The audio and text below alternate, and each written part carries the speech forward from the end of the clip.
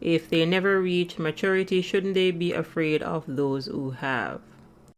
So pathological narcissists are afraid of you. However, the fear here would be dysfunctional. So functional fear, if we're talking about being afraid of a predatory animal, for example, a lion or a hyena, for example, functional fear tells you not to go poke the lion or go poke the hyena. However, pathological narcissists have emotional arrested development, so they're not very emotionally intelligent. So here's the thing about fear, and I'll use a scared, helpless dog to make this make sense. So if you happen upon a scared dog, then that animal most likely next will lash out at you.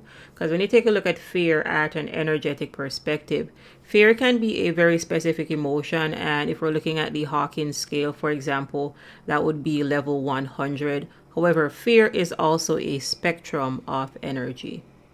And one of the emotions that is on the fear spectrum then is anger.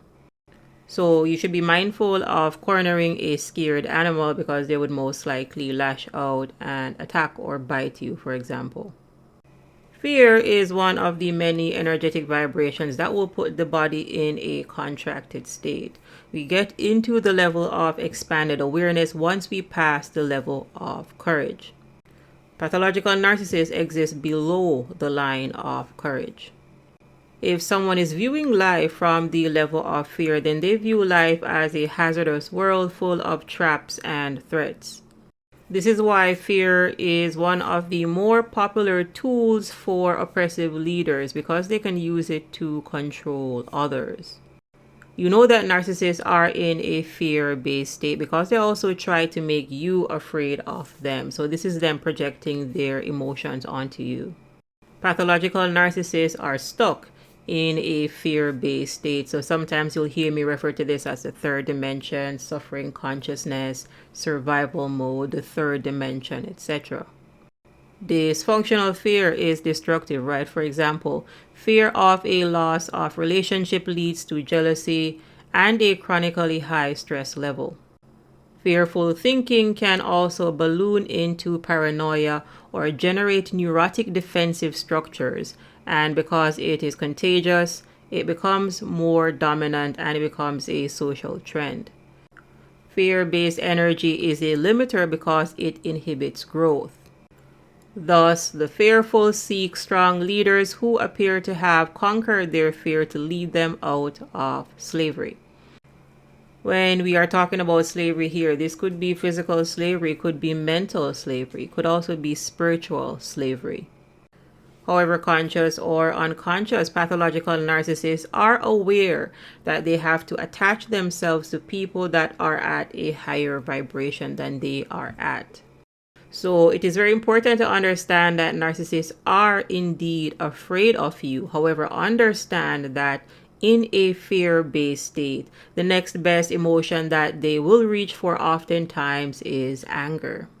And this is because anger makes them feel more powerful than being in a state of fear. Right? When it comes to the Hawkins scale, when it comes to raising your awareness, when it comes to raising your vibrations, guilt feels better than shame, right? Courage feels better than anger, and anger feels better than fear, and so on. The higher you go, the better you feel. Because we're really here to all reach enlightenment, to reach our highest potential.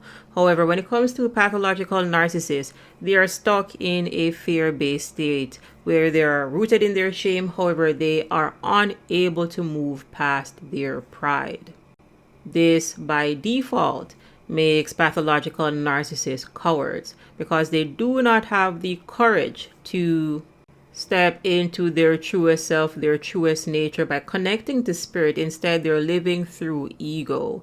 And when you're living through ego, you cannot really self-reflect because the ego is made to project. So this is why they project their deep-seated insecurities. They will project their shame onto you. They will project their fear onto you. They'll want you to be afraid of them and so on. They will project their anger onto you in their narcissistic rage tantrum fits. When you truly understand that your enemy is afraid of you, then you will stand in courage. Alright, as usual, go ahead and like the videos. If you have any questions or feedback, go ahead and leave that in the comment section, and I'll catch you in the next video.